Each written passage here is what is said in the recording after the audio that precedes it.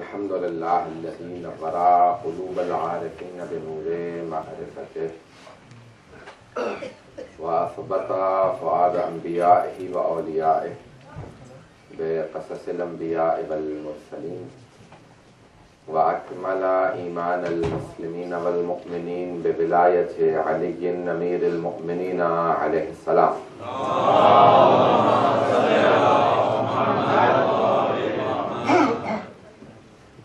والصلاة والسلام والتحية والإكرام على أفضل الموجودات العبد المؤيد والرسول المسدد والمصطفى الأمجد المحمود الأحمد أعني بالقاسم محمد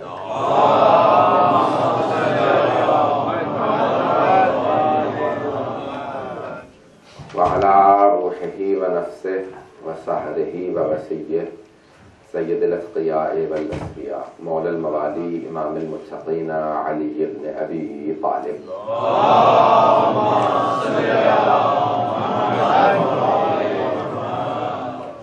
وعلى أوصيائه لا سيما بقية الله في الأرضين روحي وأرواح العالمين لتراب مقدمه الفداء واللعنة الدائمة على أعدائهم أجمعين من الآن إلى قيام يوم الدين.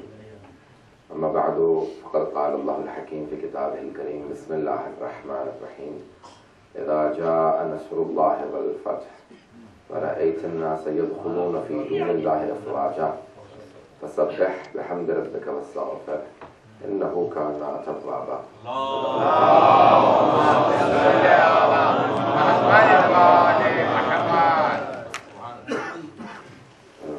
سورة فاتحة کی درخواست ہے سید مدود علی شاہ، رضیہ سیدہ، سید نسیم نقوی، عبد المعیز، شاہ جہاں بیگم اور سید عنایت حسین کے لیے جملہ تمام روزنات جو ہو چکے ہیں اور تمام شہداء کی جانب الفاتحہ.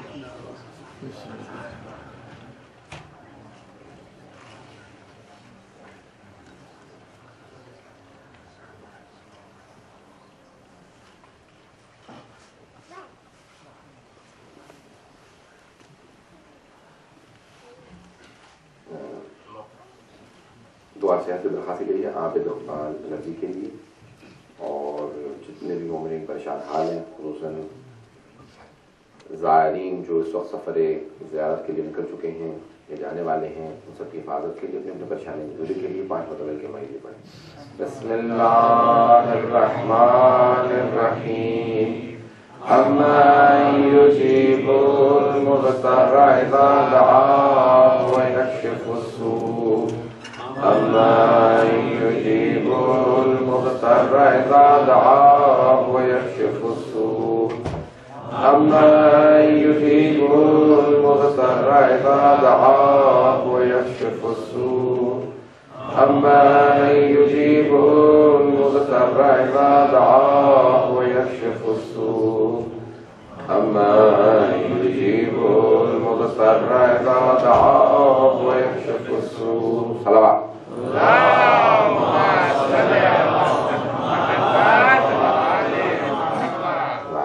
اس سے پہلے کہ میں آپ کے خدمت میں کچھ اردو میں پیش کروں، تھوڑی سی زحمت دوں گا انگلش میں، کیونکہ نوجوان زیادہ موجود ہیں یہاں پہ اس وقت کافی ماشاءاللہ سے میرے خیال میں آدھا، اگر زیادہ نہیں تو کم از کم بھی آدھا میں سب نوجوانوں کا ساتھ رہوں گا.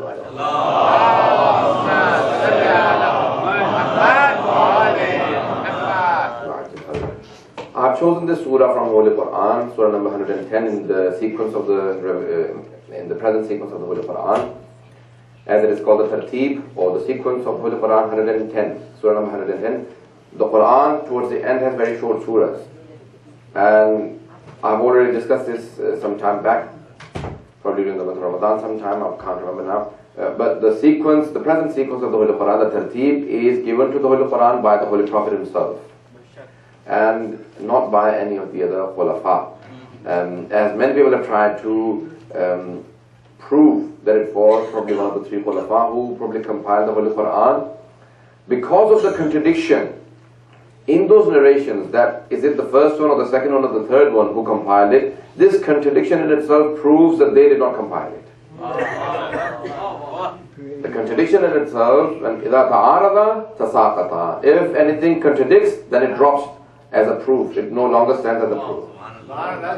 جب کسی دلیل میں تعارض آ جائے, ٹکراؤ آ جائے, تو پھر وہ خود بخود ثبوت کی حد سے گر جاتی ہے.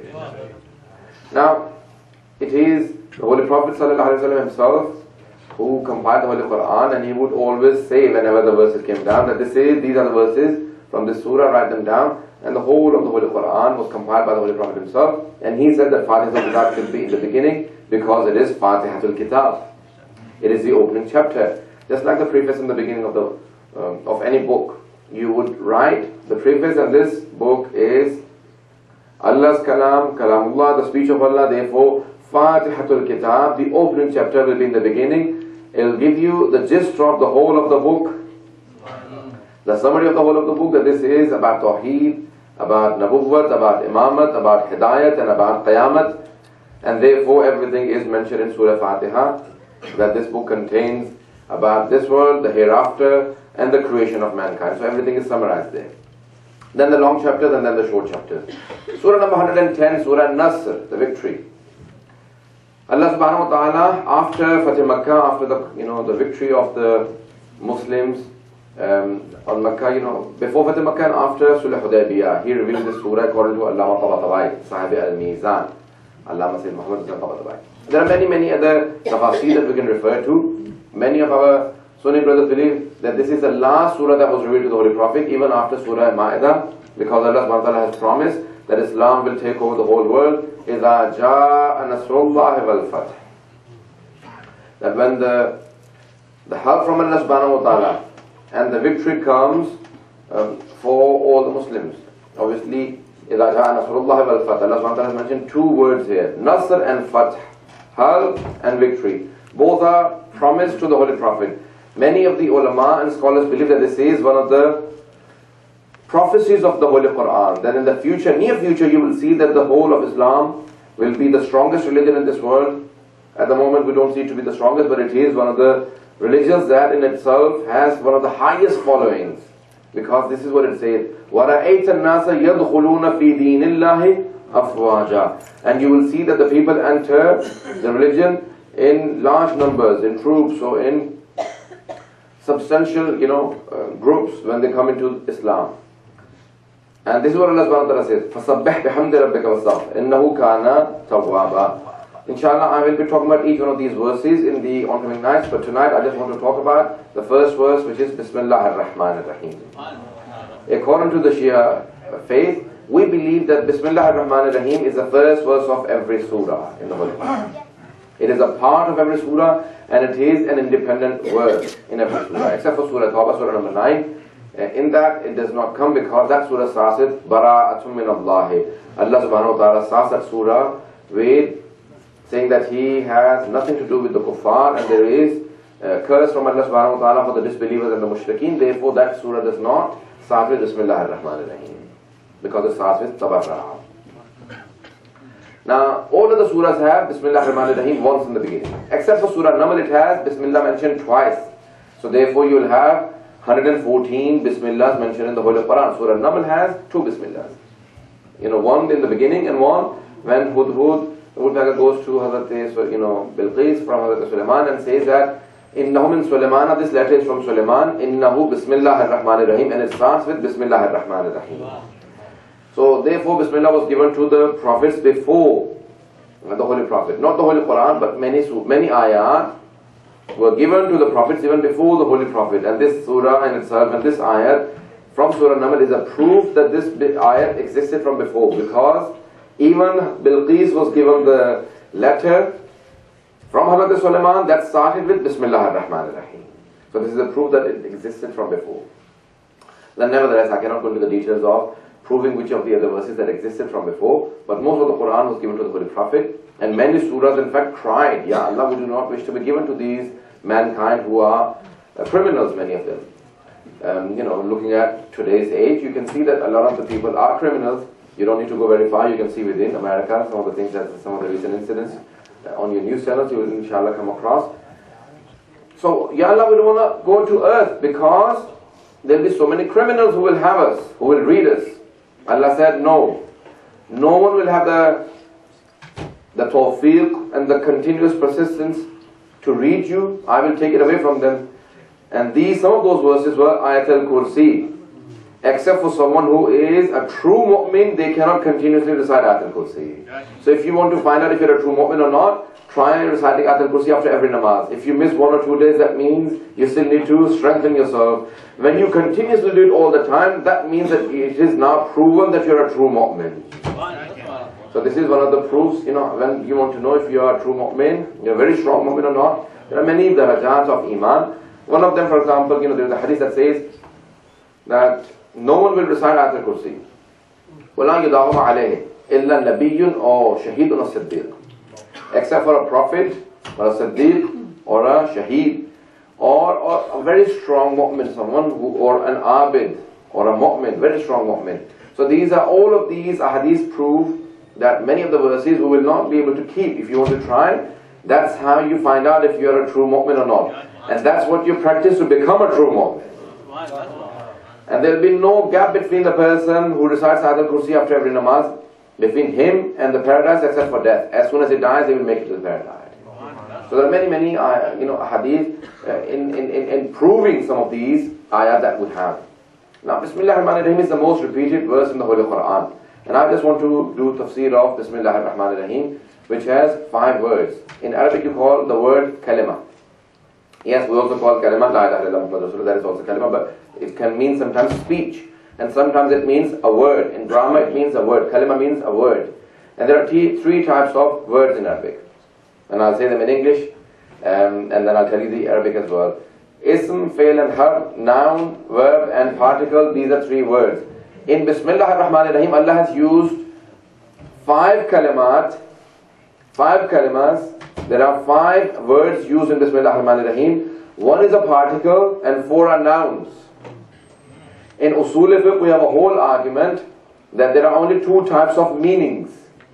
One is ma'na ismi, the meaning of the nominal meaning, and the particle partial meaning. If you're all with me so far. It is nominal, something which is strong, and partial meaning, even though in your own philosophy you'll come across these arguments. This is from the Shia Usul al-Fiqh, which is extremely strong, which is logical, which is philosophical, and these are, I'll explain it a little bit. Nominal meaning, something which has independent meaning, and partial meaning which has dependable meaning. It only shows its real worth through something else. You only see the partial meaning through the help of another being. Now, if you look at the 5 words used in Bismillah ar-Rahman ar-Rahim, Allah has used 5 words here. Ba, which is a particle, and the rest 4 are nouns. Ism, asma. Ism is a noun. Allah, Rahman and Rahim. There are 4, altogether 5 words. 4 are nouns and 1 is a particle. Allah subhanahu wa ta'ala has used 5 there. And if you look at Panchatan as well, Allah has given 5. 1 is Hazrat Zahra, and 4 are the Holy Prophet, Imam Ali, Imam Hassan and Imam Hussain.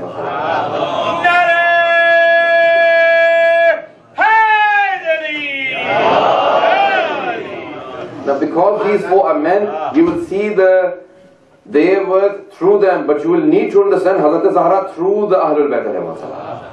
You will not know her true worth except for the Ahlul Bayt. They would tell you what she is.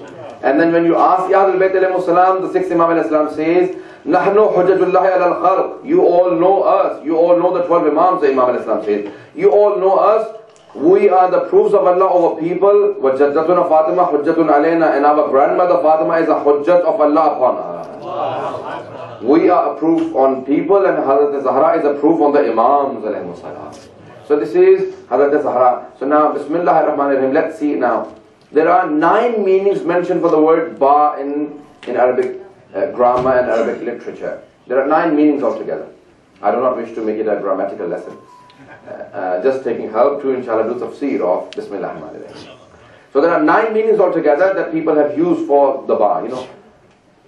2 of these are possible in Bismillah ar-Rahman ar-Rahim. Only 2 of these 9 meanings are possible. All scholars have said it is either one of these or the other. Ba can also come for ibtida, for starting something, for beginning something. So if you say the ba, the ba here is in the meaning of starting something, ibtida, then the translation would be I begin in the name of Allah. who is Rahman and Rahim, the most merciful, the most compassionate. Now, if the other meaning you took, which means I seek help in the name of Allah, which is for isti'anat, for help, I seek help in the name of Allah, who is Rahman and who is Rahim, most, compassionate, the most merciful. There are many different translations used for Bismillah ar-Rahman ar-Rahim. If you look at these words, Allah subhanahu wa ta'ala says, you either have one meaning or the other. No third is possible. One of them is that I begin everything in the name of Allah subhanahu wa ta'ala. And the other one is that I take help from the name of Allah subhanahu wa ta'ala. Many of our brothers, many of our Muslim brothers have argued that it is a bid'at to take help from other than Allah subhanahu wa ta'ala. Pay attention everyone. Many have argued that it is a bid'at to take help from other than Allah subhanahu wa ta'ala. Now we the Shias, all the Shias, I'm not sure if there is an exception. If there is an exception, that person is not true Shia. But otherwise, generally, all the Shias believe that it is permissible to take help from Allah subhanahu wa ta'ala and from all the Ma'asumeen alayhimu salatu wa salam. Especially the 14 infallibles and whoever they appoint as a help, like Hazrat Abbas, Hazrat Zainab, Hazrat Ali Akbar. Now, in this verse, in this Bismillah ar-Rahman ar-Rahim, Allah subhanahu wa ta'ala says, Bismillah ar-Rahman ar-Rahim. We seek help from the name of Allah subhanahu wa ta'ala. Not from Allah, but the name of Allah subhanahu wa ta'ala. There's a whole argument in our tafsir books, in philosophy, that the name is other than the named. Everyone please pay attention. I promise you that inshallah you will enjoy it if you understand this whole point. From philosophy, the name is other than the named. Ism is other than musamma. Everyone? The name is other than the named. I am the named person. My name is Ali Raza Rizvi. Ali Raza Rizvi is other than Ali Raza Rizvi that you see. You will say, no, Ali Raza Rizvi is you. Yes, that's my name and this is me. I would remain I, but the name may change. I'm not sure if I have you all. I can change my name, but I will still remain the same person. So the named will remain the same, but the name may change. Pay attention everyone. I still do not have every single person here. Now Allah subhanahu wa ta'ala says, Bismillah ar-Rahman ar-Rahim. You seek help from the name of Allah subhanahu wa ta'ala, not from Allah subhanahu wa ta'ala. Name is not equal to the named. They are not the same. Name is other than the named. Because if name was same as the named, then every language would have the same word for everything. But they don't. For example, if you said fire, it could mean something else in Urdu, Aag for example, or Atish in Farsi, and Nar in Arabic, and many other languages will have different words. But the fire in itself that is outside will be the same. The names will be different. So the name is not the same as the named. If I have it. If you all said fire, and it did not burn your tongue, that means name is other than the named. Because if they were exactly the same, then you would feel the fire on your tongue, but you don't feel it. Therefore the name is other than the named. I'll give you another example, but some of our Sunni brothers say, no, that is not true. Because whenever you say halwa, the sweet, you saw, your mouth starts watering. I'm not sure if I have you. So you say that means it is the same.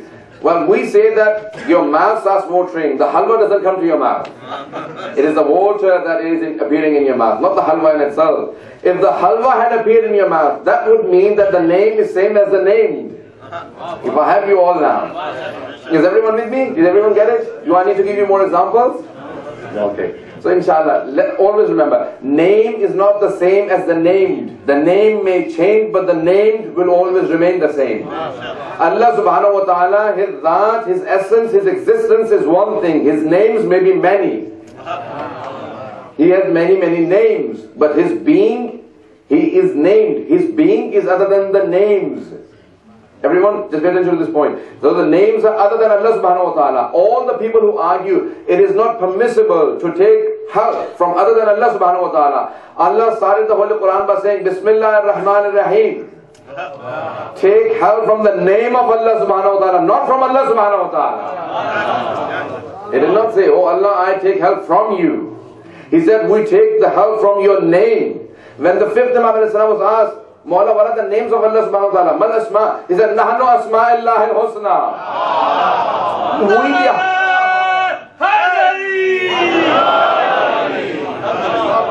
see, many people get it before I translate. And the others, they would need to get it when I translate. Allah subhanahu wa ta'ala says, Nahnu asma'illahil husna. When the fifth Imam was asked, he said, we are the names of Allah subhanahu wa ta'ala. When Allah subhanahu wa ta'ala says, take help from the names of Allah subhanahu wa ta'ala, he means the 14 infallibles. If it was a bid'ah to take help from other than Allah subhanahu wa ta'ala, he would not say, Bismillahir Rahmanir Rahim. He would say, not in the name of Allah subhanahu wa ta'ala, he would say, seek help from Allah subhanahu wa ta'ala. But he says, seek help from the name of Allah subhanahu wa ta'ala. And his names are many, and amongst his names are the Ahlul Bayt alayhimus salam. Salat al-Muhammad.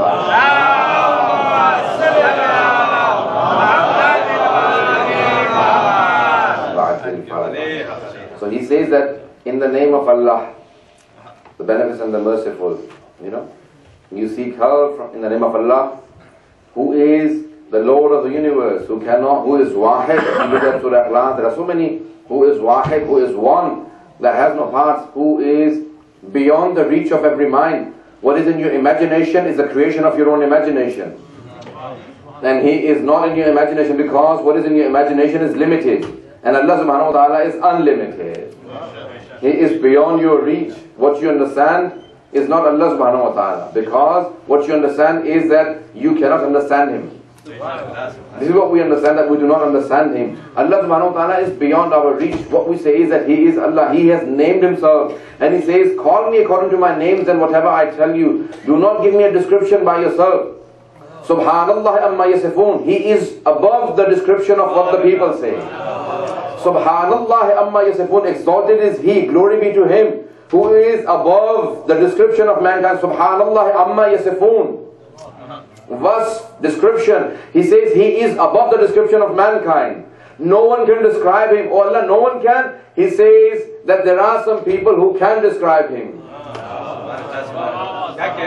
If you all pay attention, there are ayat in the Holy Quran that say that there are some people who can describe. Ya Allah, you say Subhanallah amma yasifun. He says yes, for all mankind they are not allowed to describe me, except for mukhlisin. Except for the sincere ones. Ya Allah, who are the mukhlisin? He says they are the same ones that Iblis, when he was leaving, he said, لَأَغْوَيَنَّهُمْ أَجْمَعِينَ إِلَّا عِبَادَكَ مِنْهُمُ الْمُخْلَصِينَ. Allah, I will mislead every single one of your servants, except for the ones who are sincere. The ones who, amongst your servants, the ones you have made sincere, not the ones that choose to become sincere. I choose to become sincere, but someone is selected by Allah subhanahu wa ta'ala. That's why we believe the Ahlul Bayt are chosen by Allah subhanahu wa ta'ala. Allah subhanahu wa ta'ala says mukhlasin, not mukhlisin. We are sincere, the ones who try to become sincere. But there are many who Allah has chosen to be infallible. And Allah subhanahu wa ta'ala says that they can describe Him. And that's why Aimma alayhi salam say, we describe Allah subhanahu wa ta'ala. Not description, physical description. But the description that Allah subhanahu wa ta'ala says that they can give the verse or the tawseef or the praise to Allah subhanahu wa ta'ala. They can praise Him. But we are not allowed to praise Him. We cannot say that's how He looks, that's how I feel He is. Your description is the creation of your own mind, but Allah subhanahu wa ta'ala is beyond the description of every mankind. He is above, except for the Aimma alayhi salam. When the 7th Imam Islam, inshallah, tomorrow I'll give you more words, inshallah, the 7th Imam, as it is the day of his birthday. When the 7th Imam Islam, he was only 14, and the 6th Imam Islam was standing there, and many of the people, they were saying to the 6th Imam, Mawla, you have said to us that don't pray in front of an open door. It is makruh. It is makruh, in front of a flame, in front of a picture, in front of a book, in front of an open window or a door, anything that can distract you. Because we are all limited. As soon as the door opens, even though we wish to our attentions, but we may be distracted. So he said, Mawla, you told us that it is makruh to pray in front of an open door. Everyone pay attention to this example. He says, Mawla, you told us it is not permissible, or it is not favored by Allah subhanahu wa ta'ala, it is not liked by Allah subhanahu wa ta'ala to pray in front of a door which is open. But your son, who is only 14, is praying in front of the door. He said, I will not answer for him because he is infallible himself. Go and ask him, why is he praying in front of an open door? He said, Yabna Rasulullah, son of the Holy Prophet, why were you praying in front of an open door? Your father has told us that we should not pray in front of an open door. He said, he told you, not me. He said, because you all get distracted by little things like opening the door. When I am with Allah subhanahu wa ta'ala, there is no distraction between me and Allah subhanahu wa ta'ala.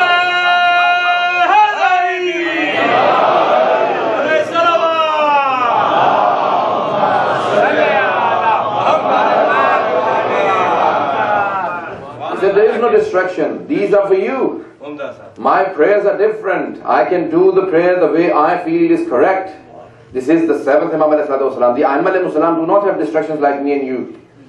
When a person, I remember in a place, I'm not sure if I should say it or not, but I was sitting in a masjid and the crowd was full and suddenly a mouse walked by and half the crowd just quickly got up. Even though the masjid was, I couldn't understand what happened. There was a mouse coming, so people were getting up and I couldn't tell because I was too much into the masjid, and suddenly someone said, "Maulana, continue, there was a mouse." The mouse is only small, he cannot even eat you. And they are extremely frightened, but sometimes we can be distracted by a small mouse. Everyone paying attention? A small mouse. One of my teachers wants to give an example. He said, I was in a plane. For 3 hours the plane wouldn't move from Tehran. So I said, what's going wrong? Have I come into the wrong plane? Is it just for seeing? Move it. Or take me off the plane. I'm getting sick now. He said, well, there's a mouse in the plane. Someone saw a mouse. He said, such a big plane that can take so many animals, more than 300 people, and a small mouse that stopped the plane. He said, because that small mouse can cut one wire, that will break the connection between Allahu Akbar, between the control room and the plane, and that can destroy the plane. Small distraction can break your connection. Such a big human being, ahsan taqween, the best of the creation of Allah subhanahu wa ta'ala, a small distraction can take you away from Allah subhanahu wa ta'ala. That's why Allah said, I will set the examples for you. The best examples will be from me, and those will be infallible. So no matter how high you are, no matter how big of a scientist you are, no matter how big of a scholar you are, no matter how big of any kind of sports or any kind of human beings, any abilities, any science, any arts, no matter how high you are, I want that example to be better than you, so you can say, yes, he is a true example for me. Nothing distracts him, and that distraction will take him to back to being normal human being. This person has to be infallible, and that are only 14 infallible. They cannot be distracted by anything. They are not distracted by anything, and they are the best examples. And that's why they have, many times you hear from the Shias, they are religious leaders. You've made them into super creation or something. Many Shias come in, sometimes they get, always remember, they are perfect examples from Allah subhanahu wa ta'ala. So they have to be perfect in everything, from every aspect, from every dimension, in every science. I'm not sure if I conveyed it. You see, they have to be perfect in every sense, in every dimension. If any person in any science or any art says that this person is not perfect for me, then they are not examples, they are not guides from Allah subhanahu wa ta'ala. They have to be perfect guides in every aspect of life, so that every person who turns to them says, yes, they are perfect for me. If he was a medical doctor, any person, any engineer, they have to be perfect for everyone. And therefore we believe that our Aimma alayhimus salam have the knowledge of everything. They have the complete knowledge of the book. I'll give you more examples tomorrow. They have the knowledge of the complete book. There is nothing missing in their life. There is nothing that they lack. And they are the perfect example from Allah subhanahu wa ta'ala. And that's why Kamil, the perfect beings. Because the first creation has to be perfect. If the first creation has any faults, has any deficiencies, that deficiency returns to the Creator. That this is the first being He created and there are deficiencies in it. اگر پہلی مخلوق میں کوئی نقص ہو تو پھر وہ اس کا نہیں ہے، خالق کا ہے کہ پہلی چیز بنائی تھی اسی میں نقص ہے. پتہ نہیں توجہ ہے یا نہیں؟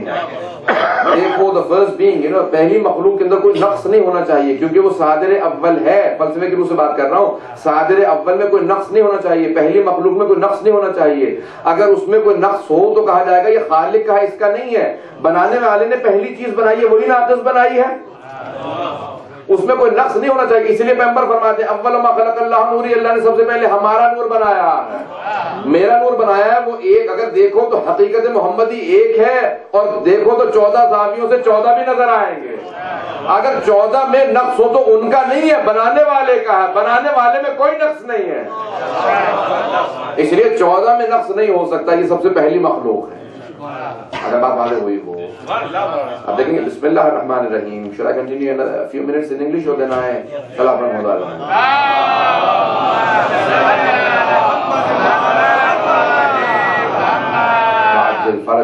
Therefore he says his name is Bismillah ar-Rahman ar-Rahim. His name is Allah, and all other his attributes.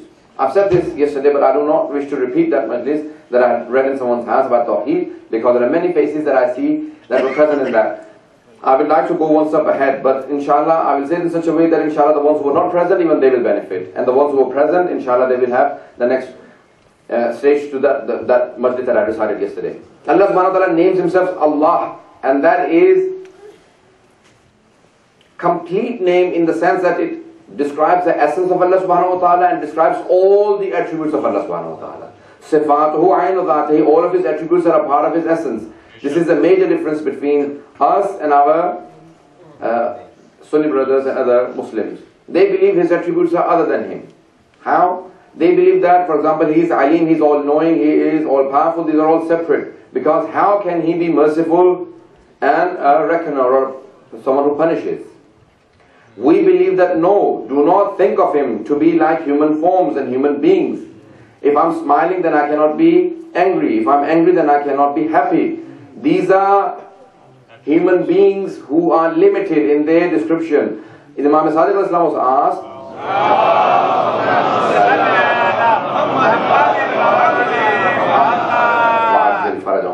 he was asked, Mawla, how is Allah subhanahu wa ta'ala? He said, you cannot say how, because how is the creation of Allah subhanahu wa ta'ala.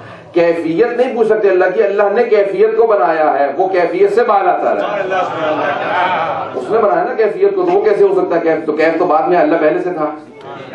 How, you cannot say how is he, his qualities. No, he created the qualities, therefore he is above those things. When he was asked, he said, Mawla, when his name, how do we say that he is merciful at the same time? And then he punishes. He says that his anger and his happiness are not like ours. When I'm happy, it is something that exists in me. My happiness is in me. I can feel it. I can sense it in my mind, in my heart, in my body. The tension when if I'm angry. So the anger and happiness exists in my body. Allah subhanahu wa ta'ala does not have happiness and anger. His anger is his punishment. His happiness is his reward. اس کی خوشی اس کی طرف سے اجر ہے, اس کی ناراضگی اس کی طرف سے سزا ہے. وہ محل حوادث نہیں ہے, اس پہ چینجز نہیں آتے. He has no changes. حضرات میں جانتا ہوں بہت علمی گفتگو تھی, لیکن میں نے سمپل جتنا ہو سکتا تھا اس کو آسان کیا ہے. محل حوادث یعنی جس کے وجود میں تبدیلیاں نہیں آتی ہیں, تبدیلیاں اس نے ایجاد کی ہیں, وہ تبدیلیوں سے بالاتر ہے. No changes occur on him because he is not the place of occurrence of things. No occurrences happen with him. This is Allah subhanahu wa ta'ala. This is the tawheed of Allah subhanahu wa ta'ala. No, nothing occurs on him. Because occurrence and change are limited to time and space. And time and space are creations of Allah subhanahu wa ta'ala. کیونکہ دیکھیں تبدیلی جو ہے وہ زمان و مکان سے محدود ہے. زمان و مکان اللہ نے بنایا ہے, وہ زمان و مکان میں نہیں ہے. زمان و مکان کو اس نے خلق کیا ہے. This is Allah subhanahu wa ta'ala. Then he says he is Rahman and then he is Rahim. Rahman, the most merciful. Rahim, again, the beneficent, the merciful. These are the two words used in the English translation. Rahman for all, the ones who believe in Allah and the ones who don't believe in Allah. But Rahim only and only for the mu'mineen. He gives to eat and drink and the shelter for everyone, even the ones who don't believe in Him. Everyone has a shelter, everyone has food to eat, everyone has drink. But Allah subhanahu wa ta'ala says, remember, I'm Rahman ad-dunya, but Rahim of Akhirah. The Rahim is for Akhirah, only and only for mu'mineen. The ones who believed in Allah subhanahu wa ta'ala will make it to the paradise. صرف وہی جنت میں جائیں گے جو اللہ کو مانتے تھے, اس لیے رحمان دنیا ہے, رحیم آخرت ہے. اللہ کی کس کس نعمت سے کیا کیا تذکرہ کریں گے, کتنے نعمتیں اس نے دی ہیں, کیا کیا اللہ نے ہمیں عطا کیا ہے. سب سے بڑی نعمت جو ہے وہ نعمت ولایت ہے.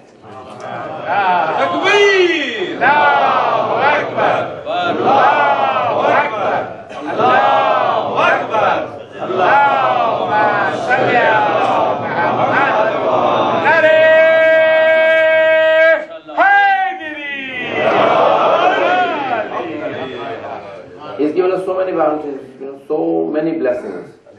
And amongst his blessings, amongst his bounties, the biggest bounty is the ni'mat of wilayat. What is the proof from the Holy Quran? It says, Al-yawma akmaltu lakum deenakum wa atmamtu alaykum ni'mati. When Allah subhanahu wa ta'ala told the Holy Prophet, says, Ya ayyuha Rasul, balligh ma unzila ilayka min rabbik. Preach what has been given to you by your Lord. He took the hand of Imam alayhi salam and said, Man kuntu mawla fahad ali mawla. At that time Allah subhanahu wa ta'ala said, Al-yawma akmaltu lakum deenakum. Today your religion has been completed for you. Wa atmamtu alaykum ni'mati. Ni'mati, Allah subhanahu wa ta'ala says, today all of my bounties have been completed for you. One step at a time, Allah subhanahu wa ta'ala says, the last bounty of Allah subhanahu wa ta'ala was the wilayat of Ali ibn Abi Talib.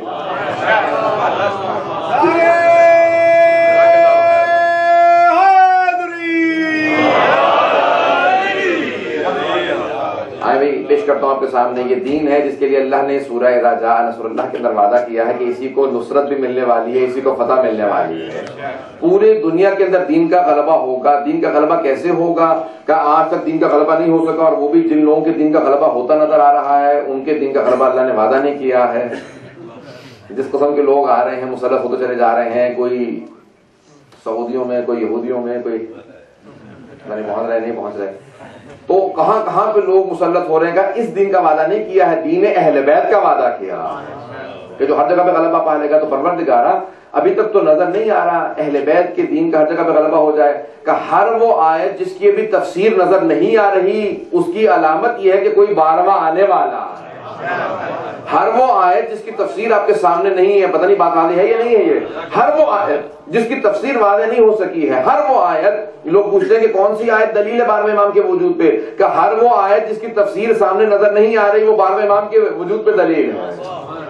جو ابھی تک زندہ تعبیر ہے, جس کی ابھی تک تفسیر اور تعبیر سامنے نہیں ہے, وہ وجود ہے, کس کے اوپر وجود پہ دلیل ہے, وہ 12ویں امام کے وجود پہ دلیل ہے. تو پوری دنیا میں دین کا غلبہ ہوگا اور یہ نعمت ولایت پوری دنیا میں عام ہو جائے گی. تین مطالب کو پیش کرنا چاہ رہا ہوں, اگر 15-20 منٹ آدھا گھنٹہ ساتھ چلیں گے تو انشاءاللہ پیش کروں گا. سلام پڑھیں گے محمد والے محمد.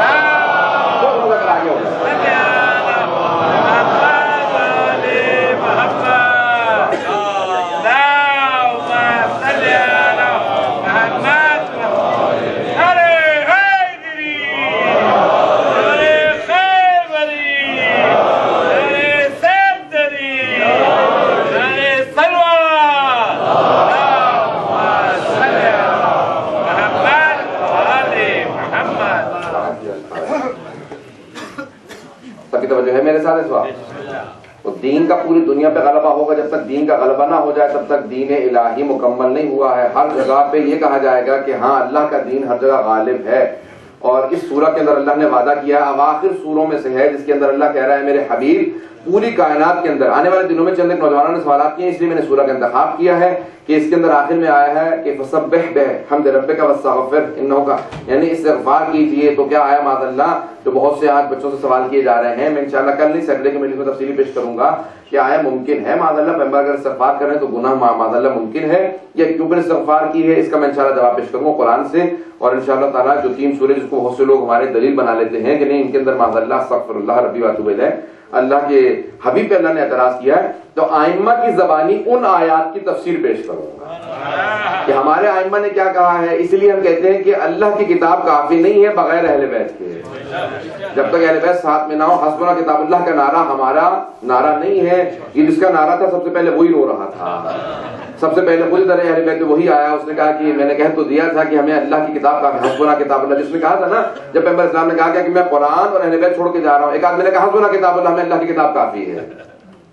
تو اس سے جس نے بھی کتاب سے سوال کیا کہ بتا قرآن سے بتا, اس کا قرآن سے تو نہیں آتا. اب ہم سے بہت سے لوگ کہتے ہیں کہ آپ لوگوں کے حافظ نہیں ہوتے, ہمارے حافظ نہیں, ہمارے محافظ قرآن ہوتے.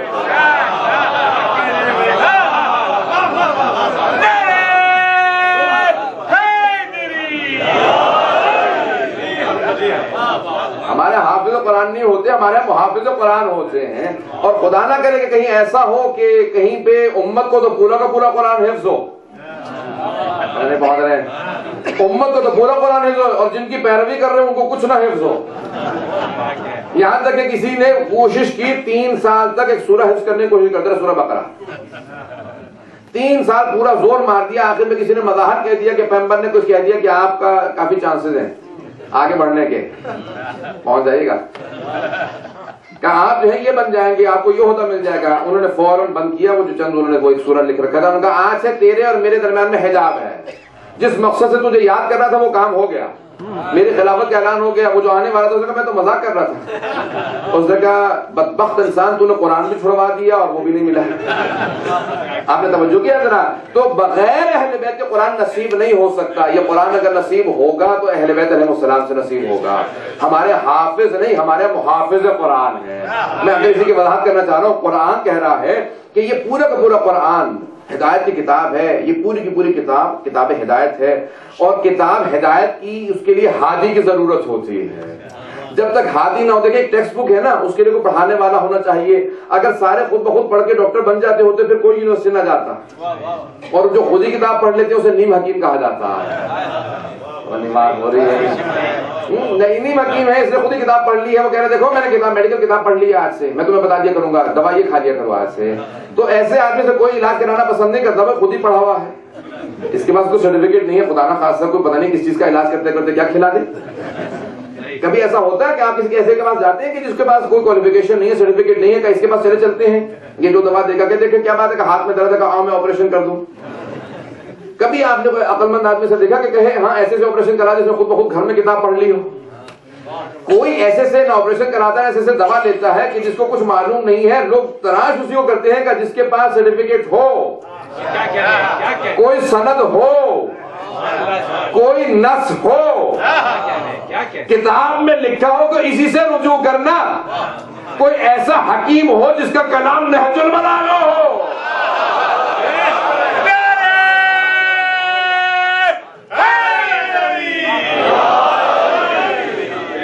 ایسے ایسے حکیم ہو, کسی کا کلام نہج البلاغہ ہو, کسی کا صحیفہ سجادیہ ہو, کلام بتا رہا ہو کہ اصول کافی بن جائے تو انہی کا کلام ہوگا جو قرآن سمجھا سکتے ہیں. انسان کے کلام سے اندازہ ہو جاتا ہے کہ تو حکیم مطلق ہو. اللہ خود حکیم ہے, اس نے کسی ایسے کو بھیجا ہوگا تو کتاب کی ہدایت وہ دینے کے لیے آئے گا. پوری دنیا کے اندر نفاذ وہی کر سکتا ہے, پوری دنیا کے اندر دین کا وہی نفاذ کر سکتا ہے جو اللہ نے بتایا ہو. قرآن بتاتا ہو کہ یہ وہی ہادی ہے جس کا میرے کتاب میں ذکر ہے. قرآن ہدایت کی کتاب ہے, ہدایت کے ساتھ ہادی کا ہونا ضروری ہے.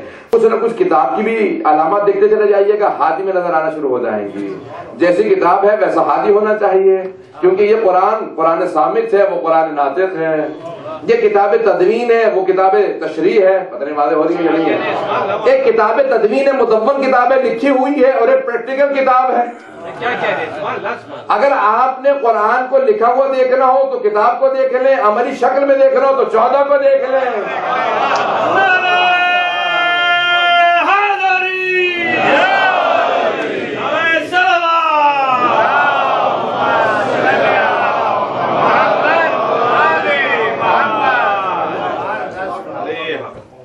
کتاب ہدایت سے, تو ہادی کے اندر وہی شرائط ہونی چاہیے جو کتاب کے اندر ہے. اگر دیکھیں ہدایت کی کتاب کہہ رہی ہے کہ ذالک الکتاب لا ریب فیہ, اب اگر آپ خود بھی پڑھنے کے لیے نکلے ہیں تو دیکھتے چلے جائیے گا جو جو علامات وہاں لکھی ہوں گی ہادی میں تلاش کرنی ہوں گی کہ کتاب کے اندر کیا شرائط ہے. اللہ نے کہا ذالک الکتاب لا ریب فیہ, یہ کتاب لا ریب ہے, اس میں کوئی شک نہیں ہے. کتاب میں شک نہیں ہے تو پھر جو ہادی آئے گا اسے بے عیب ہونا چاہیے. سمجھے لوگ میرے ساتھ, کتاب لا ریب ہے تو ہادی بے عیب ہونا چاہیے. کتاب کہتی ہے کہ یہ فلاح کے لیے آئی ہے, کامیابی کے لیے آئی ہے, تو پھر کوئی ایسا ہادی ہونا چاہیے جس کی زندگی کو دیکھے تو زندگی کو دیکھنے کے بعد یہ نظر آئے کہ اس کی زندگی کے اندر آخری سجدے میں فستو میں رب الکعبہ کہتا ہوا نظر آئے کہ یہ کتاب نے کہا ذالک الکتاب لا ریب فیہ, اس کے اندر کوئی ریب نہیں ہے, وہ بے عیب ہو. یہ کتاب کہتی ہے قد افلح المؤمنون, یہ فلاح پانے والے ہیں, یہ فوز عظیم ہے, یہ سب سے بڑی کامیابی ہے. وہ کہ فزت ورب الکعبہ. اگر جس طرح سے کتاب کے اندر سجدہ نظر آئے, وہ سجدے کے اندر سجدے کی معراج نظر آئے. اگر کتاب کے اندر جو جو صفات نظر آتی چلی جائیں اس کے اندر وہی صفات اعلیٰ درجے پہ نظر آئے. اگر کسی بھی جگہ میں کوئی نقص نظر آئے، کتاب کہیں جا رہی ہو، کردار کہیں جا رہا ہو، کتاب کچھ کہہ رہی ہو، وہ کچھ کہہ رہا ہو، سمجھ لیجیے تناقض بتا رہا ہے کہ وہ اور ہے، کتاب اور ہے.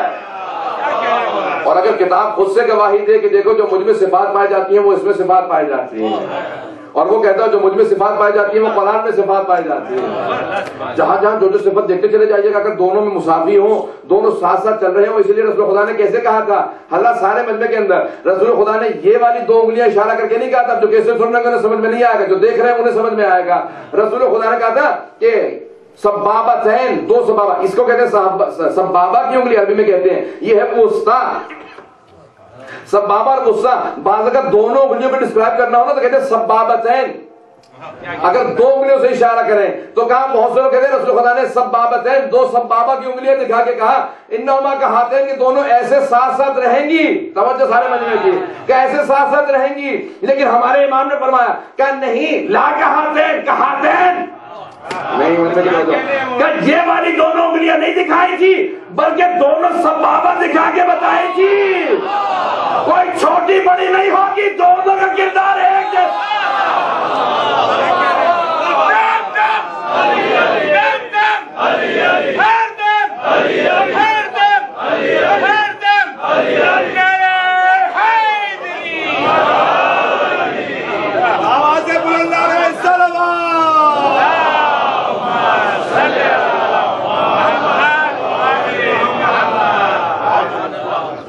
لا کہاتین، چھٹے امام نے فرمایا کہا لا کہاتین کا رسول خدا نے ایسے نہیں کہا تھا یہ والی 2 انگلیاں، کیونکہ ان میں ایک چھوٹی اور ایک بڑی ہوتی ہے. کہا لیکن کہاتین، یہ 2 انگلیاں دکھائی تھی، کہ ان میں نہ کوئی چھوٹی ہے نہ بڑی ہے، دونوں کے کردار مساوی ہوگا. کبھی بھی کہا دونوں میں اگر اوپر نیچے دیکھو گے تھوڑا فرق نظر آ سکتا ہے، کہ ان دونوں میں کوئی فرق نہیں ہے. کبھی کوئی تضاد نظر نہیں آئے گا، کوئی چھوٹا نظر نہیں آئے گا، کوئی بڑا نظر نہیں آئے گا. کہ اس لیے قرآن کو دیکھنا ہو تو اہل بیت کو دیکھو، اہل بیت کو دیکھنا ہو قرآن کو دیکھو. کہ ہاتھیں، چھٹے من فنر کا ہاتھیں، یہ دونوں ساتھ ساتھ ہیں. پیغمبر نے یہ دونوں سبابہ ہی دکھائی تھی کہ دونوں کردار ایک جیسا ہے. اگر واضح ہو رہی ہو بات کہ پیغمبر اسلام فرما رہے ہیں، کہا کہ دیکھ لو، یاد رکھنا بھی کوئی یہ نہ کہے کہ فرق تھا. اور اسی لیے کوئی آدمی کہے کہ رسول خدا صلی اللہ علیہ وسلم سے متعلق کہا کہ پیغمبر اسلام کا بڑا تھا، یہ کا چھوٹا تھا، وہ ایسے تھے وہ ویسے تھے، اور یہ کیمرہ لے کے وہیں کھڑا تھا. اور تو کوئی فرصت تھی نہیں سے اب جو کتابیں لکھنے والے ہیں تو اور تو کوئی فرصت تھی نہیں، بس یہی فرق دیکھ رہے تھے وہاں پہ. قرآن کہہ رہا فرق نہیں ہے، جہاں فرق ہے وہاں کہہ رہے کوئی فرق، کچھ نہیں، کچھ فرق نہیں ان چاروں میں. وہاں تو کہہ رہے کچھ فرق نہیں ان چاروں میں، لیکن جہاں پہ قرآن کہہ رہا کہ نہیں کوئی فرق نہیں ہے، وہاں پہ فرق نکالنے پہ تلے ہوئے ہیں. حضرات وہ جو مشرکین سے کفار تھے مکے کے، وہ اپنے نہیں تھے، بیگانے تھے. جب انہوں نے امیر المؤمنین کو ختمی مرتبت کے بستر پہ سوچا، جب بستر پہ دیکھا نا، جب بستر پہ سوتے ہوئے دیکھا تو انہوں نے نہیں کہا کہ اس کے نور میں اس کے نور میں فرق تھا، ان کے قد میں فرق ہے، سونے کے انداز میں فرق ہے. ان کی نگاہیں کہہ رہی تھی جیسا بوسا ویسا یہ ہے، جیسا یہ ہے ویسا بوسا.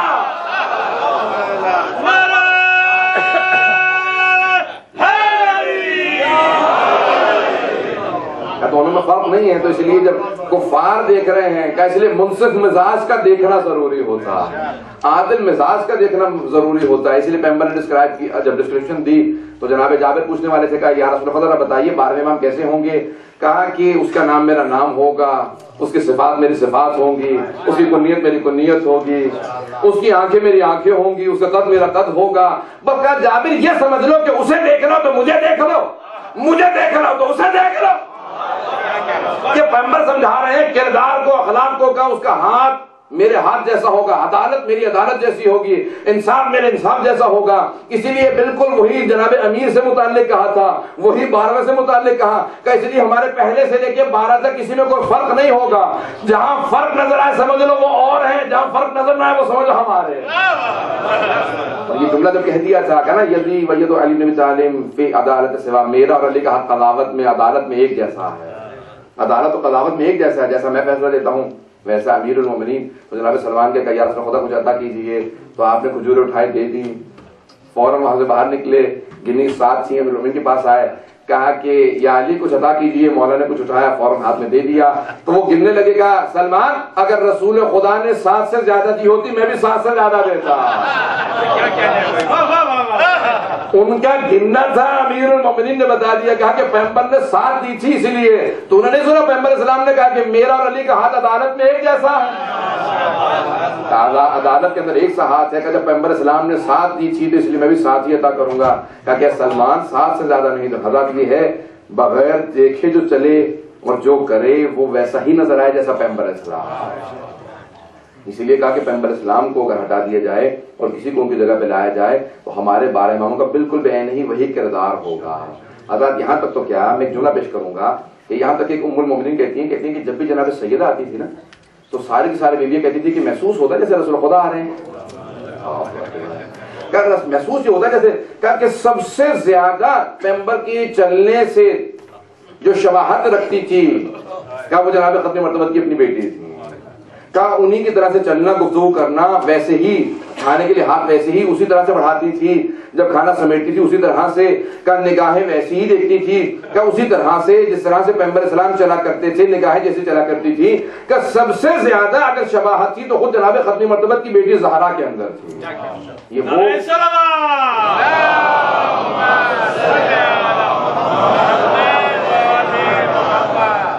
وہ جو ساتھ میں ہمیشہ بات کرتی ہیں وہ کہہ رہی ہیں کہ پیغمبر اسلام کی اور جناب سیدہ کی سب سے زیادہ شباہت تھی، کا چہرہ خلق کا ہر طرح سے جو شباہت تھی جناب سیدہ میں سب سے زیادہ تھی، اور آپ نے سب بے انتہا کا ہر طرح سے، اسی لیے پیغمبر اسلام نے جس طرح سے امیر المومنین کے جملے کہے تھے ویسے ہی جناب سیدہ کے لیے کہے، من عرفہا فقد عرفہا، جس طرح سے غدیر خون کے اندر میدان میں بازو پکڑ کے کہا تھا نا کہ من کنت مولا فہذا علی مولا، تو ایک مرتبہ صحابیات کا مجمع تھا، سارے صحابہ یعنی مستورات بیٹھی ہوئی تھی، ازواج رسول تھی، خود پیغمبر اسلام نے وہاں پہ ایک مرتبہ بازو پکڑا جناب سیدہ کہا، جس طرح وہاں بازو پکڑ کے تعارف کروایا تھا ایسے ہی یہاں پہ بازو پکڑ کے تعارف کروایا، کہا من عرفہا فقد عرفہا، جو اس کو پہچانتا ہے پہچانتا ہے، جو نہیں پہچانتا سن لو، ہذہ فاطمہ، یہ میری بیٹی فاطمہ ہے، اور آپ نے مرکز بنا دیا، کہا کہ میری تمام کی تمام شباہتیں دیکھنی ہو، میری ہر چیز کو دیکھنا ہو، کہا یاد رکھو جب تک کہ اس کی نسل سے کوئی بھی ایک امام باقی رہے گا میرے دین کا ضامن وہی رہے گا۔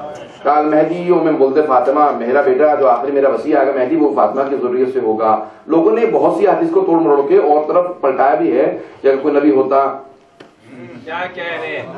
میرے بعد اگر کوئی نبی ہوتا، پیغمبر اسلام نے فرمایا کہ جو کچھ ہوتا تو فاطمہ کی ذریت سے ہوتا، اور لوگوں نے کہا کیا کچھ پلٹا کے کیا کچھ اس کے معنی دیے۔ حضرت یاد رکھیے گا جناب ختمی مرتبت نے مرکز جناب سیدہ کو بنایا اور آپ نے ہر چیز کو ان کی طرف پلٹا دیا ہے، کہ یاد رکھو خاتون جنت جو ہیں وہ ضامن ہیں، ضمانت ہیں۔ ایک لفظ اور ایک کلمہ جو پیغمبر اسلام نے استعمال کیا ہے، میں اس کی طرف تشریح کرنے کے بعد آپ کی زحمت تمام کر دوں، اس کے بعد تھوڑا سا میں مسائل آج کیونکہ اول سفر گزر چکا ہے میں تھوڑا سا تفصیل سے پڑھنا چاہتا ہوں، انشاءاللہ تعالیٰ آپ کے سامنے پیش کروں گا۔ صلاۃ محمد علیہ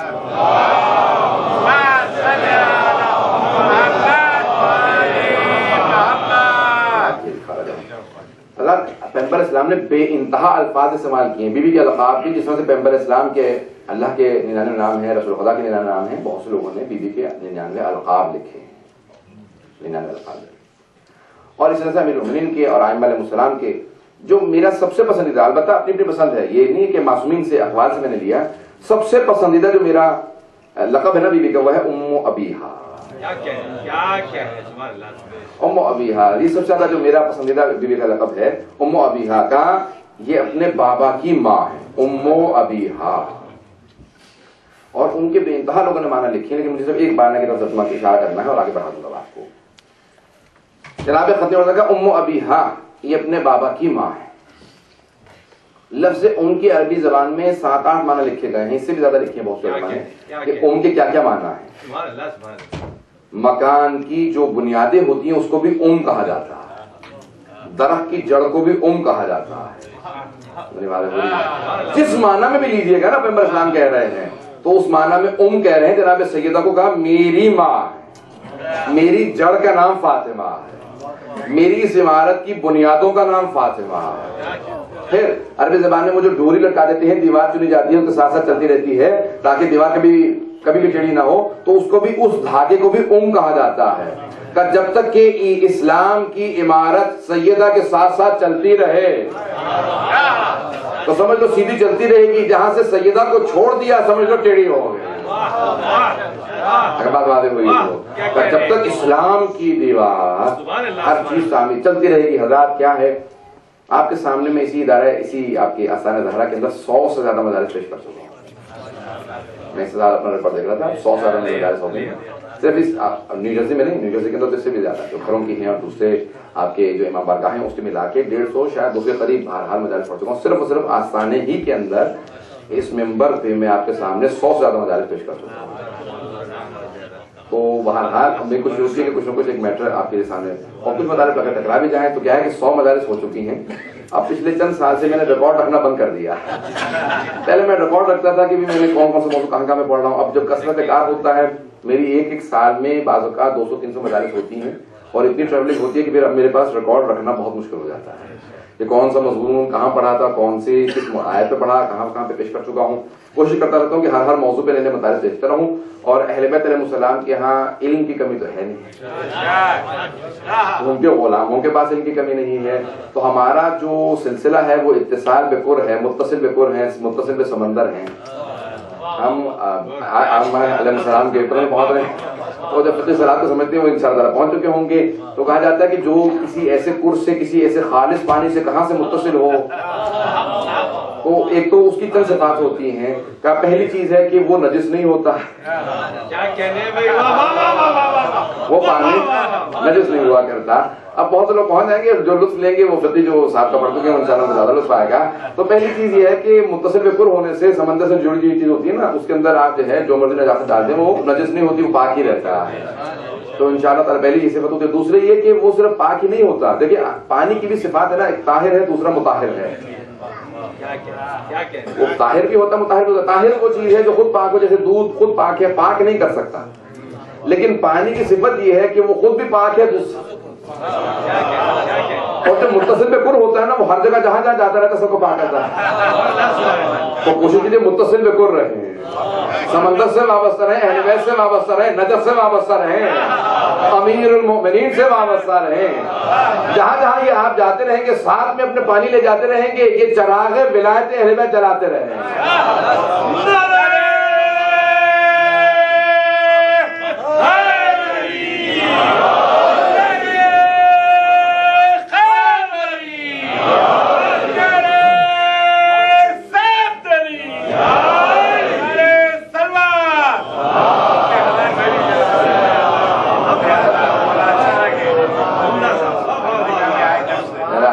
ان کے وہ کہہ رہے ہیں کہ ان کے بھی ہزاروں نعرے ہو چکے ہیں، میں گواہی دیتا ہوں کہ میری مجلس میں کئی 100 ہو چکے ہیں، اور خدا انشاءاللہ تعالیٰ جتنا سے نعرے لگانے کی توفیق دیتا رہے، انشاءاللہ تعالیٰ ہر جگہ جہاں جائیں نعرے لگاتے رہیں، اور خدا قیامت میں ان کو نعرے لگانا میں مشہور کرے۔ وہ ویسے بھی رومن کا نعرہ لگا رہے ہیں۔ تو حضرات اب یہ ہمارے اپنے جملہ اچانک ذہن میں آیا، میں اس بات پر ختم کرنا چاہ رہا تھا۔ حضرات ہمارے یہاں مولانا اسماعیل بندی صاحب جو ہیں نا وہ بڑی بلند آواز سے چیخ کے مجلس پڑھنے لگے، تو کہنے لگے کہ میں پاگل نہیں ہو گیا ہوں، اتنی چیخ کے مجلس اس لیے پڑھ رہا ہوں کہ کیونکہ ہمارے کچھ لوگوں نے فتویٰ دے دیا ہے پاکستان میں، اس وقت 70s میں دے دیا تھا، پر چل رہا ہے کہ مجلس سننے سے نکاح باطل ہو جاتے ہیں۔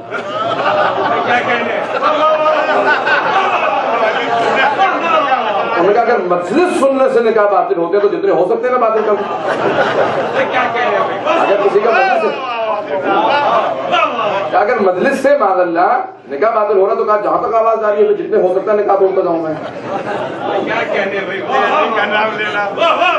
اہل بیت علیہ السلام کا دیکھیں بہت بڑی قطع ہے۔ بہرحال الحمدللہ یہ پچھلے جو ہے جتنی بھی زندگی چل رہی ہے یہ ذکر اہل بیت میں خدا کی قسم صرف ایک موٹیویشن ہے۔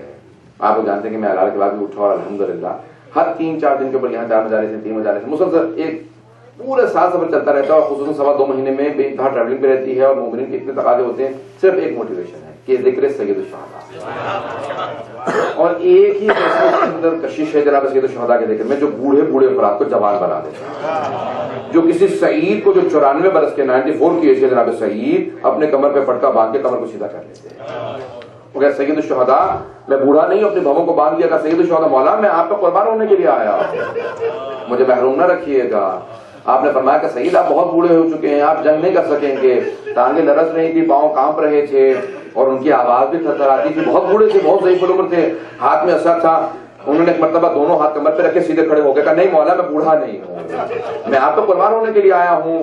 کہا کہ مجھے اجازت دیجیے جہاد کی، میں شہید ہونا چاہتا ہوں۔ کہا نہیں آپ کو جہاد کی اجازت نہیں ہے۔ کہا مولا میں محروم رہ جاؤں گا۔ کہا نہیں، ابھی جب میں نماز شروع کروں گا تو میری نماز کے سامنے کھڑے ہو جائیے گا، میری نماز کی حفاظت کرتے رہیے گا، میں آپ کی جب نماز میں چلا جاؤں تو میری حفاظت کے لیے کھڑے ہو جائیے گا، بس آپ کوئی تیر نہ لگنے دے، یہی آپ کا جہاد ہے۔ تو میں ہمیشہ کہا کرتا ہوں جیسے جناب سعید پہلا تیر آیا نا تو انہوں نے سینے پہ لیا، دوسرا تیر آیا سینے پہ، سامنے پیٹ میں اور سینے میں ان کے 13 تیر لگے۔ جب تک سید الشہداء کی نماز چلتی رہی تیر لگتے رہے۔ اچانک ایک مرتبہ کہا السلام علیکم ورحمۃ اللہ وبرکاتہ، فوراً جناب سعید زمین پہ جانے لگے۔ سید الشہداء نے دونوں ہاتھ ان کمر پہ رکھے، ان کو زمین پہ لے کے آئے، لرزتے ہوئے کانپتی ہوئی آواز سے لرزتے ہوئے ہونٹوں سے ایک سوال کیا، کہ مولا آپ مجھ سے راضی ہیں؟ اور کتنے عظیم ہیں، کتنے بلند و بالا شخصیات ہیں۔ اتنے گھنٹہ بول چکا ہوں، میں تھوڑا سا 5 منٹ لوں گا، 10 منٹ کم از کم میں لوں گا، بس آگے میں ہمیشہ پڑھا کرتا ہوں۔ اور میں جانتا ہوں آپ لوگ کتنی زحمتیں کرتے، بہت دور سے میں بات دیکھ رہا ہوں جو بہت دور سے آئے ہیں، میں جانتا ہوں جو بہت ہی دور سے آئے ہیں، کم از کم 1.5 گھنٹے سے آئے ہیں۔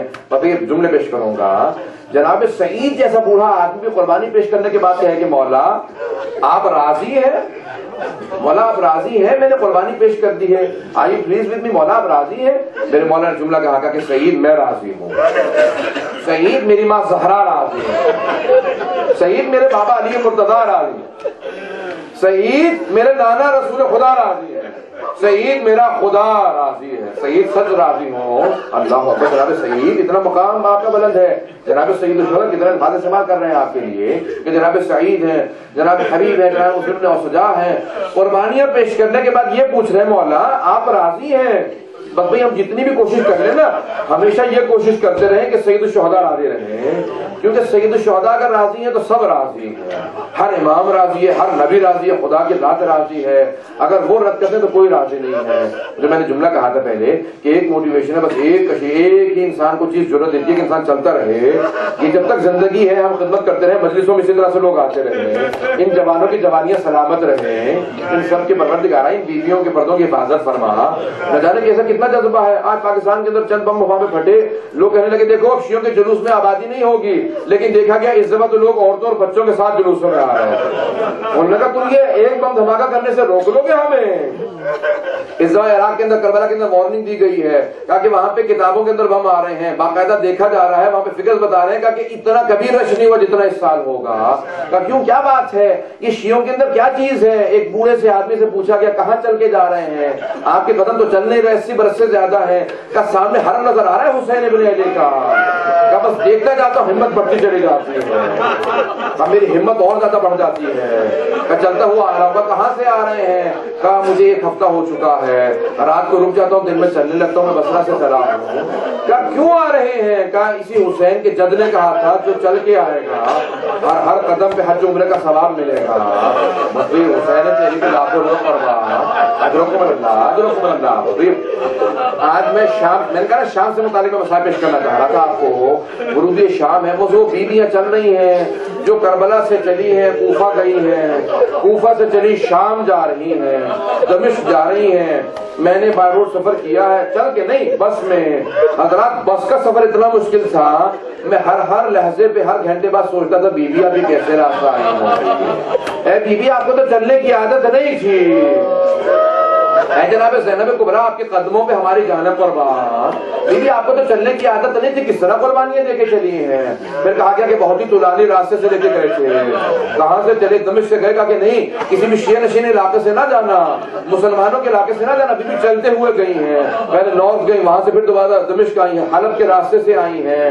اس راستے میں جائیں گے نا آپ کو تو جگہ جگہ چھوٹی چھوٹی قبریں نظر آئیں گی، ہر راستے میں جگہ جگہ چھوٹی چھوٹی قبریں ہیں، بالابک تک چلے جائیے، لبنان کے اندر چلے جائیں، وہاں پہ بھی بچوں کی قبریں ہیں، ہر قبر پہ لکھا ہوا ہے، اگر بچہ ہے نا تو لکھا ہاذا ابن الحسین، یہ حسین کا بیٹا ہے، اگر لڑکی کی قبر ہے تو لکھا ہاذہ بنت الحسین، یہ حسین کی بیٹی ہے۔ پروردگار امام حسین کے 20-30 بچے تو نہیں تھے، یہ راستے میں 42 بچوں کی قبریں ملتی ہیں، 42 گریوز ہے، 42 بچوں کی قبریں ہیں۔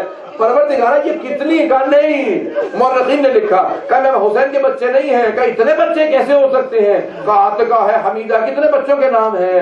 کہا نہیں، مولا سے پوچھا کہ مولا اتنے بچوں کی قبریں؟ کہا نہیں، کسی بھی ماں کی گود سے بچہ گرتا تھا، گر کے مر جاتا تھا۔ وہ ظالم قافلے کو روکتے نہیں تھے کہ بچے کو دفنا دے، وہ کہتے تھے قافلہ چلتا رہے، بعد میں لوگ آتے تھے، وہ سوال کرتے تھے کس کا بچہ ہے؟ وہ پوچھتے تھے کون گزرا یہاں سے؟ کہ حسین کا قافلہ گیا ہے۔ تو وہ کہتے تھے اگر لڑکا تھا تو کہتے تھے ہو نہ ہو یہ حسین کا بیٹا ہو، اگر لڑکی ہوتی تھی کہتے تھے ہو نہ ہو حسین کی بیٹی ہوگی۔ وہ قبر بناتے تھے، قبر پہ لکھ دیتے یہ حسین کی بیٹی ہے، یہ حسین کا بیٹا ہے۔ کتنی قبریں ہیں، اللہ اکبر، مولا کتنی ماؤں کی گودیں اجڑی ہیں، جو جملے میں پیش کرنا چاہ رہا ہوں۔ یہ بیویاں ایک مرتبہ کوفہ سے شام پہنچ گئی، جب شہر پہنچی، ایک مرتبہ جناب زینب کبریٰ نے سوال کیا کہ بیٹا سید سجاد کیا بات ہے، ہمیں یہاں پہ روکا گیا، ایک دن گزر گیا، دوسرا دن گزر رہا ہے، ہمیں روک دیا گیا ہے، یہ کیوں نہیں لے جاتے جہاں لے جانا ہے؟ کہ پھوپھی اماں تیاریاں ہو رہی ہیں۔ اللہ اکبر، مولا یہ جملہ آپ نے کہہ دیا، کہا بس یہی کہا تیاریاں ہو رہی ہیں۔ مولا کیسی تیاریاں ہو رہی ہیں؟ کاش کے پھولوں سے استقبال ہوتا، میں کیسے بتاؤں آپ کے سامنے تیاریاں کیا ہو رہی تھی؟ کہا علی و بطول کی بیٹی آ رہی، کہا نہیں باغیوں کے خاندان آ رہا ہے۔ تیاریاں ہو رہی، ہاں تیاریاں ہو رہی ہیں، کہ کوفے شام کے بازار کو سجایا جا رہا تھا، سجا رہے تھے، ہاتھوں میں پتھر لیے جا رہے تھے، تیاریاں ہو رہی ہیں۔ بس ایک مرتبہ بیویاں چلنے لگی، جب پتھر آنے لگے گا یہ تیاریاں تھی۔ بازار کو سجا کے مجھے ماؤں بہنوں بیٹیوں کی آوازیں آ رہی ہیں۔ میں ایک جملہ یہاں پہ روک کے سوال کروں گا سب سے، خصوصاً اپنی ماؤں سے، بہنوں سے، بیٹیوں سے۔ آپ کے مجھے رونے کی آواز ہے، میں سوال کرنا چاہتا ہوں، آپ نے سنا ہے نا تو ایسے رو رہی ہیں آپ نے دیکھا تو نہیں ہے، بغیر دیکھے ویسے رو رہی ہے۔ امام سجاد نے آنکھوں سے دیکھا تو امام سجاد دیکھتے ہوئے جا رہے تھے، اس لیے اتنا زیادہ روتے تھے۔ ادرکم اللہ، ادرکم اللہ۔ تو پھر روایت سنیں گے، تھوڑا سا سانس لینے میں روایت کو پورا پیش کرنا چاہتا ہوں، تھوڑا سا بھی وقت دوں گا۔ پروردگارا لاکھوں سلاموں ان بیویوں کی عظمتوں پہ، لاکھوں سلام ان بیویوں کی عظمتوں پہ جن کی ماں کا جنازہ رات کی تاریکی میں اٹھا تھا، تابوت میں جنازہ اٹھایا گیا، کوئی جناب سیدہ کے جنازے کو نہ دیکھے۔ اللہ اکبر، ان کی بیٹیاں آگے جب شام میں پہنچی ہیں، ایک مرتبہ دربار میں پہنچی، سوگنامہ محمد میں ہے، ریاض القدس میں ہے، اور بہت سے مقاتل میں ہے۔ کہ جیسی بیویاں پہنچی نا دربار میں، تو وہاں پہ یزید کی بیوی ہند کو کہہ دیا گیا تھا کہ ہند تیرے شوہر کو فتح ہوئی ہے۔ ہند خاندان اہل بیت کی پروردہ تھی، خاندان اہل بیت کے پاس رہی تھی۔ کیسے وہاں پہ گئی مجھے تفصیلات میں نہیں جانا، میں نہیں جا سکتا، مسائل پہ آ چکا ہوں، بس کیسے وہاں پہ پہنچی، بس یہ اہل بیت کی ماننے والی تھی۔ ہند نے ایک مرتبہ دیکھا کہ اچھا کہ کون آ رہے ہیں، کہ کوئی باغیوں کا خاندان ہے۔ ایک مرتبہ ہند نے کہا اچھا میں بھی آ جاؤں گی، تخت پہ بیٹھ گئی، کہا کہ نہیں میں زمین پہ نہیں آؤں گی، یہ دربار ایسا نہیں ہے کہ میں زمین پہ کھڑی ہو جاؤں۔ تخت پہ بیٹھی ہوئی تھی، برقع لیا ہوا تھا، جو برقع تھا اس کا نقاب بہت باریک تھا۔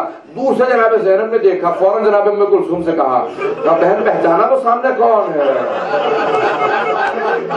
جناب ام کلثوم نے جواب دیا، کہا بی بی جب سے عباس کی شہادت ہوئی ہے مجھے دور کی چیزیں نظر نہیں آتی، عباس کی شہادت نے بینائی کمزور کر دی ہے، اب مجھے نظر نہیں آتا۔ بس میں تڑپنے لگی جناب زینب، کہا بہن ذرا غور سے دیکھو، وہ ہند ہے جسے ہم نے پردہ سکھایا تھا، جسے ہم نے پردہ سکھایا تھا وہ ہند ہے۔ اب جناب ام کلثوم نے جملہ کہا بہن جسے ہم نے پردہ سکھایا تھا وہ تو پردے میں ہے، لیکن ہمارے پردوں میں کوئی اہتمام نہیں ہے۔ اجرکم اللہ۔ بس بھی بیویاں تڑپنے لگی، سب نے نگاہوں کو جھکا دیا، کہا بس بھائی چہروں کو چھپا لو کہ ہند سے سامنا نہ ہو جائے، بس بھی کوئی اپنا نہ مل جائے انسان کو مصیبت کے وقت میں، انسان اس سے نہ مدد لے سکتا ہو۔ بیوی نے چہرے جھکا رکھے ہیں۔ ایک مرتبہ جیسے ہند کے سامنے سے گزرنے لگی نا تو ہند نے آواز دی، کہا من ای بلاد انتم، آپ لوگ کون سے شہر کے رہنے والے ہیں؟ جناب زینب نے کہا نحن من بلاد المدینہ، ہم مدینے کے رہنے والے ہیں، ہم مدینہ شہر کے رہنے والے ہیں۔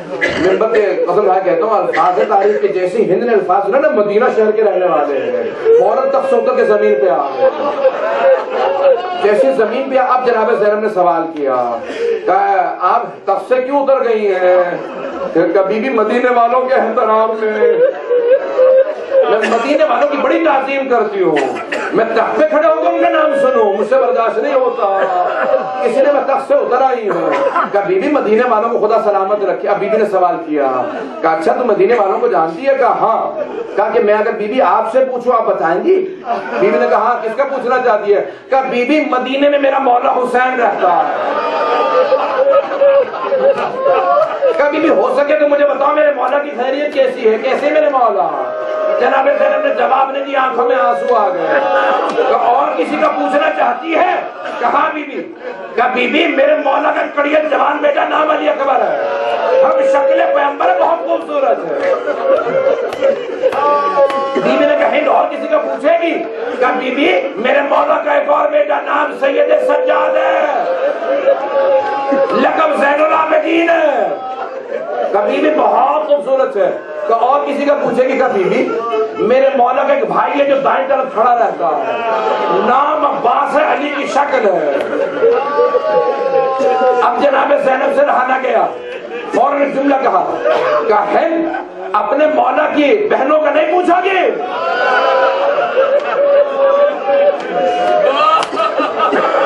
हिंद अपने मौला की बहनों का नहीं पूछोगी? एक मरतबा हिंद ने आवाज दी, खबरदार बीवी इस दरबार में उनका नाम न लेना, वो अली बतूल की बेटियां,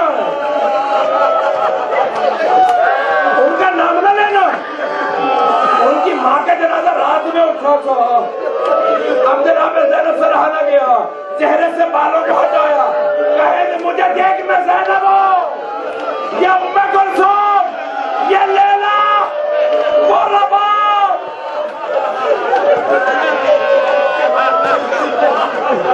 बस अब हिंद से रहा ना गया, पहला सवाल किया, क्या बीबी इतना कुछ हो गया, अब्बास कहाँ थे? कहे अफसरों को देखना शुरू कर, वो जो सर है वो हुसैन का है, साथ वाला सर अली अकबर का है, वो जो कैदी है वो सज्जाद है।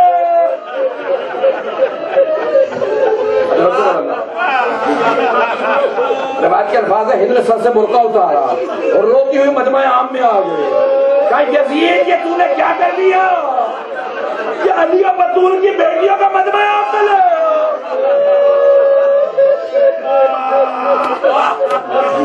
हाथी कहते यजीद खड़ा हुआ, खड़ा होने के बाद अपनी अब्बा को उतार के यजीद फौरन हिंद के सर पे डाला। कहे तूने देख रही नामहरमों का मजमा, तू नंगे सर आ गई है।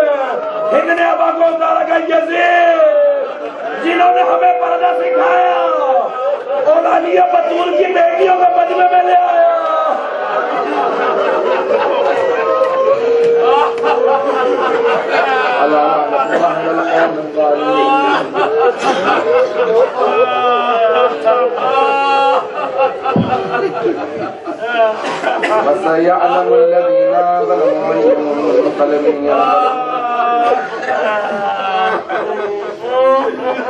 अगर बर्दाश्त नहीं कर रहे हैं,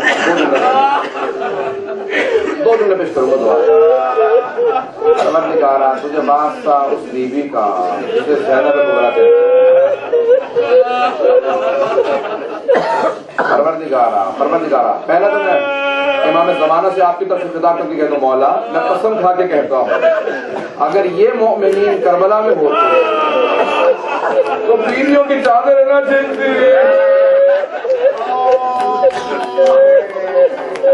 परवरदिगारा हमारी अगर ये बहनें बेटियां ये अगर करबला में होती ना, ये अपने नुकसान पेश कर देती। ये छोटी छोटी बच्चियां कहती हमें तो माते मार लो, लेकिन हुसैन की यतीमा बच्ची को ना मार लो। परवरदिगारा हम वादा करके कहते हैं मौला ऐसा है कुछ जमाना अगर आप जरूर करें तो हम सब अपनी आंखों को आपके रास्ते में मौला। परवरदिगारा तुझे वास्ता जनाब ज़ैनब की चादर का वास्ता, बाद में वहां के लोगों में ताज हुए अपना फरमान है ना।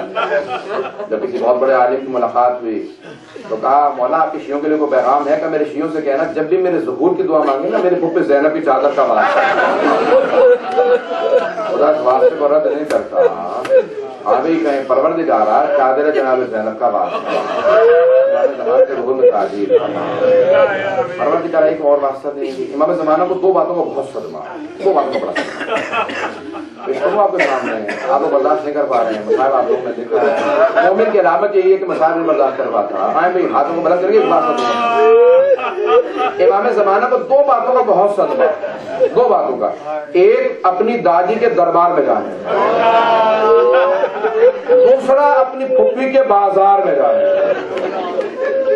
آئیں بھی کیا کہیں گے مولا کو، اے مولا آج آپ کو واسطہ دیتے ہیں، ایک نظر کرم اس مجمع پہ کر دیں۔ مولا کتنے چاہنے والے کہاں سے آئے ہیں، آپ نے آپ کو دیکھیے۔ پروردگار ہے ناصروں کو جناب شہیدہ کے دربار میں جگہ، پروردگار زندگی میں امام حسین کی زیارت نصیب فرما، آخرت میں حسین کی شفاعت نصیب فرما۔ پروردگار تمام دشمنان اہل بیت کے جس کو نابود فرما، طالبان کو غارت فرما۔ پروردگار زائرین کی حفاظت فرما، عزاداروں کی حفاظت فرما۔ پروردگار بحرین کی، پاکستان کے عراق کے ہر مومن کی حفاظت فرما۔ پروردگار امام باقر کو ترقی عنایت فرما۔ پروردگار جو ہاتھ بلند ہے کسی کو رد نہ فرما۔ پروردگار جب آنکھ میں آنسو ہوتے ہیں، پیغمبر اسلام کے حدیث ہے جب آنکھ میں آنسو ہو نا تو دعا رد نہیں ہوتی۔ پروردگار ان آنسوں کے ساتھ ہم دعا مانگتے ہیں۔ پروردگار جو مریض ہے سب کو شفا کا عملہ کرنا، جو بے اولاد ہے سب کو علاج عنایت فرما، اولاد والوں کے اللہ تعالیٰ کو صالح بنا۔ پروردگار جو اولاد کی طرف سے پریشان ہے ان کی پریشانیاں دور فرما۔ ربنا تقبل منا انك انت السميع العليم بحق محمد وآلہ الطیبین الطاہرین المعصومین۔ ماتم حسین یا حسین یا حسین یا حسین یا حسین یا حسین یا حسین یا حسین یا حسین۔